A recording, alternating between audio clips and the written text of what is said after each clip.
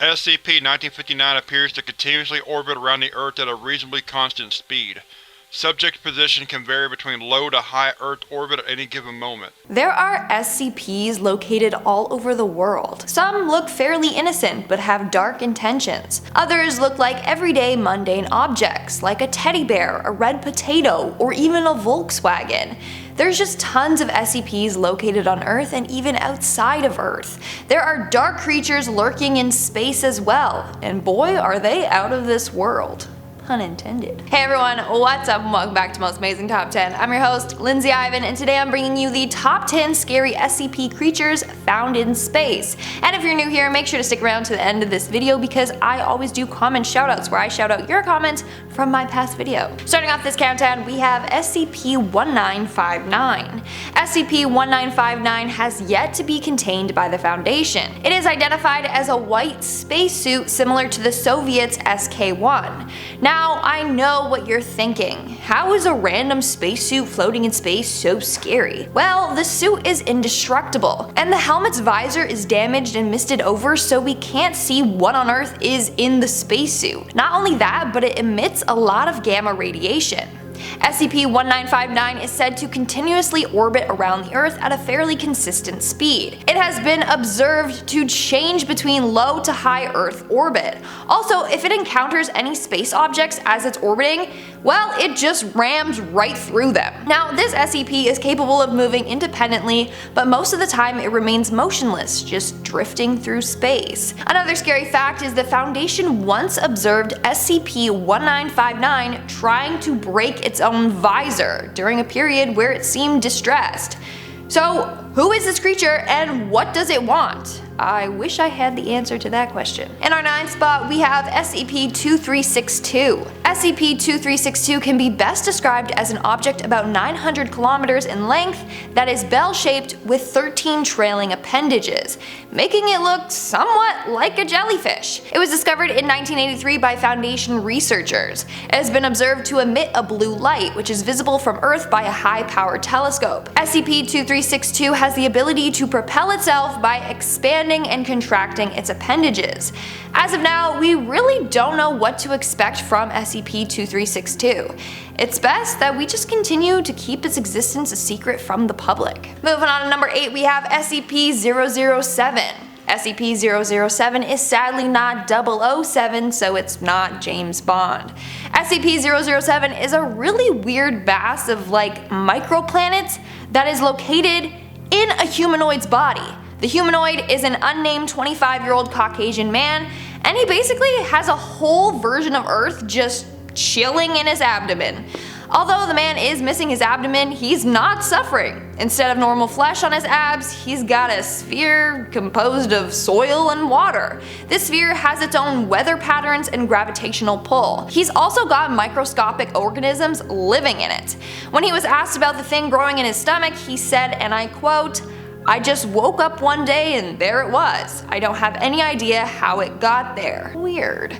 Currently, he's confined to a 10 by 10 meter living area that he cannot leave. In our 7th spot, we have SCP-1694. SCP-1694 is a bunch of remains from an extraterrestrial nanotechnological device that was deployed on the surface of Venus. We don't know by who, when, or why. But what we do know is that the entity is 2 millimeters in length, can self-replicate, repair itself, and quickly extract resources. It's said that SCP-1694 is extremely aggressive towards all organic matter, whether it be living or dead. So we need to stay away. If it encounters any organic matter, then it will shred the object quickly, and then reassemble it to create a mass with more sophisticated organs and durable appendages. It can even take dead tissue or matter and then reconstruct that. Coming in at number 6, we have SCP-4524. SCP-4524 is an astronomical body about the same size as our moon, except it's made completely out of human cells. As a result, it's thought that this SCP was once a humanoid creature, but over the years, it adapted to this weird, massive space body. When SCP-4524 was first discovered, the Foundation planned to send humans on a mission to explore it. But it was deemed too dangerous, so they sent a rover instead. And the rover came back with some very interesting findings after collecting a variety of samples. For example, the soil was made up of dead skin cells. The exterior building material was muscle tissue and bone marrow, and the liquid in the river was a mixture of bodily fluids like urine and sweat. Now the Foundation is just working on keeping its existence a secret. We are now at our 5th and halfway mark with SCP-5060. SCP-5060 is a terrestrial exoplanet with an unusually high number of satellites. It's currently impossible to contain. As of January 2020, it is said that it has 1,260 satellites. Every 15 to 26 years, SCP-5060 launches a new satellite. So it's believed that there is some kind of extraterrestrial civilization there. SCP-5060 is said to be roughly 0.95 times the radius and 0.9 times the mass of Earth. Its atmosphere is very dense, consisting of carbon dioxide, nitrogen, argon, and sulfur dioxide. As a result, the planet's surface cannot be viewed by visible light from space. The Foundation has attempted multiple times to land probes on the planet, but upon entry they always lose communication.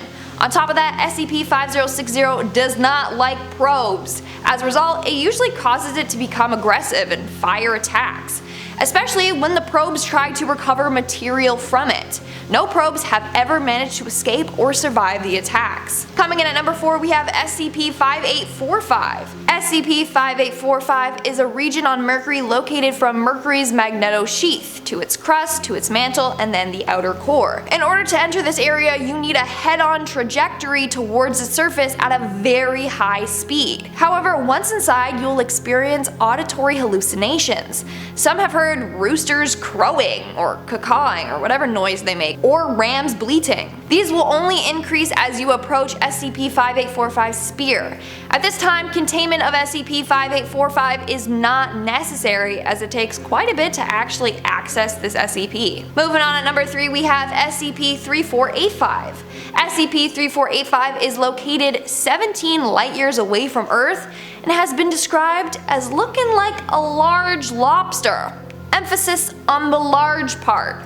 So in comparison, the sun's diameter is about 1.39 million kilometers. This creature is larger than the sun. From head to tail, it measures at 1.56 million kilometers. SCP-3485 was first discovered by an amateur astronomer back in 1999, but when he tried to publish his findings, a lot of people made fun of him. Like, hello, who's gonna believe a ginormous lobster?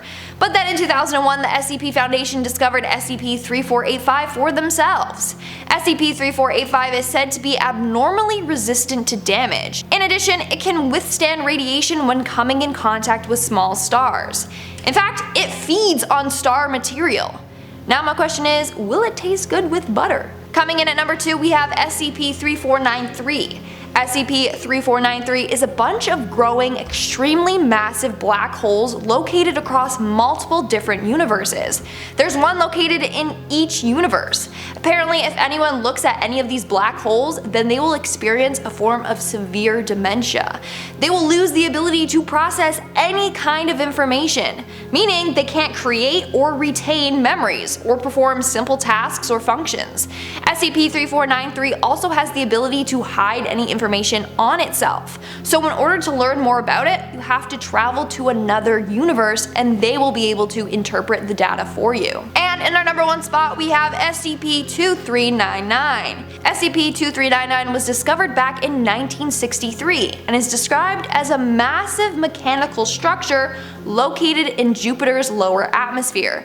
To us, it looks like a large red vortex, which is why it's sometimes called the Great Red Spot. Now, some say that this continent-sized structure is an alien spaceship that was sent to destroy Earth but accidentally crashed on Jupiter.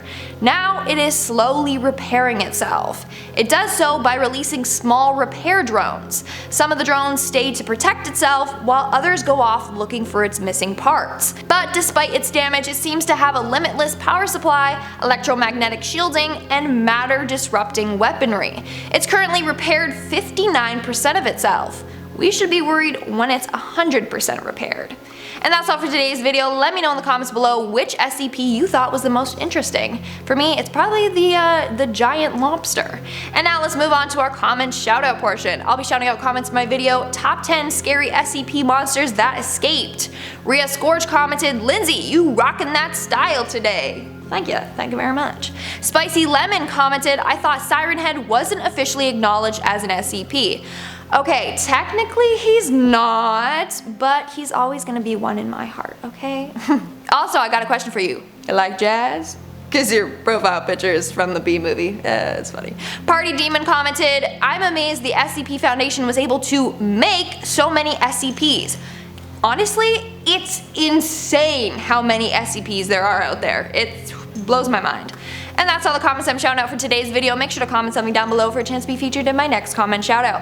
And as always, don't forget to give this video a big thumbs up and subscribe to Most Amazing Top 10 for more amazing videos. I've been your host, Lindsay Ivan, and I'll see you when I see you.